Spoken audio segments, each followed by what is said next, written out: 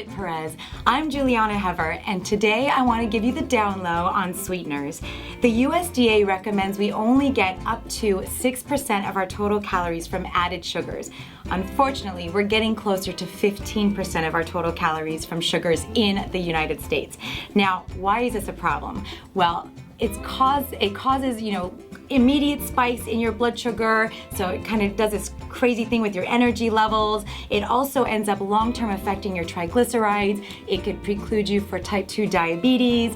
It impacts anxiety levels and could cause depression. There are so many different disorders and chronic illnesses that can be attributed to an increased intake of sweeteners. So now whether it's high fructose corn syrup or evaporated cane juice or agave nectar, there are so many different terms for pretty much what essentially does the same thing inside your body. So I want you to think about kind of limiting them and choosing more whole food sweeteners. And I brought some to show you. I kind of put these in order of what I think the healthiest ways to choose sweeteners are.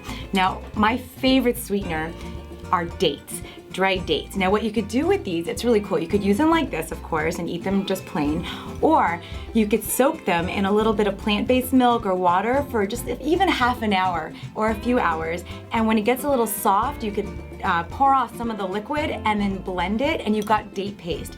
Date paste is such a great sweetener to sweeten dressings and sauces and to bake with. I use it all the time. This is my favorite go-to sweetener. And it's really sweet, by the way. I even know people that do ultra marathons eating just these. They're that helpful. The next other wonderful thing are fruit purees. You can use applesauce or pumpkin puree. All of those add an amount of sweetness it's healthy because it's a whole food. It's basically just pureed fruit, which of course we all need to eat more fruit. And then there's also blackstrap molasses. Now I haven't quite figured out what to do with this yet. I've tried different things, but it offers quite a good flavor, just depending on what you're making. But it's also very rich in minerals, so it's a good sweetener too. It's a natural sweetener. And the other sweetener I tend to use a lot of when I'm using sweeteners is pure maple syrup. Now I'm not talking about those store-bought brands that have all those different, if you read the ingredient list you wouldn't even recognize half the names. I'm talking about 100% pure maple syrup. Delicious, pure, straight from the tree, totally fine in moderation. And finally, something that is also a newish type of sweetener is called brown rice syrup. Again, it's not the original source, but it's not too far away, so using this in moderation is also an option.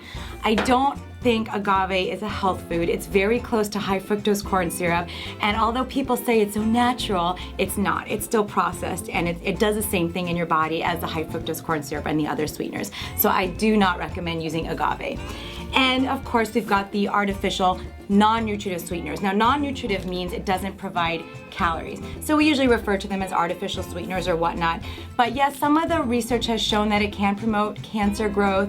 But the one reason that I believe that these are really dangerous, that we know of, is that they're designed by these chemists to be thousands, sometimes hundreds, sometimes thousands of times sweeter than table sugar. So if you're getting that sweetness, your brain tastes sweet and it triggers that mechanism to assume you're gonna get calories, but then you're not getting calories. So it stimulates hormones in a way that if you were eating highly concentrated sugars. But the worst part is that you're training your taste buds to want these super levels of sweetness, and it perpetuates sugar cravings. So the best thing to do is to completely eliminate all of those. And if you really go towards those whole food sweeteners, your taste buds will completely transform. It usually happens in less than 3 weeks. So my rules overall, the summary today is choose whole food sweeteners when you're going to sweeten your foods. Limit those sweeteners altogether. Enjoy fruit first. That's a really great natural way to get your sweetness.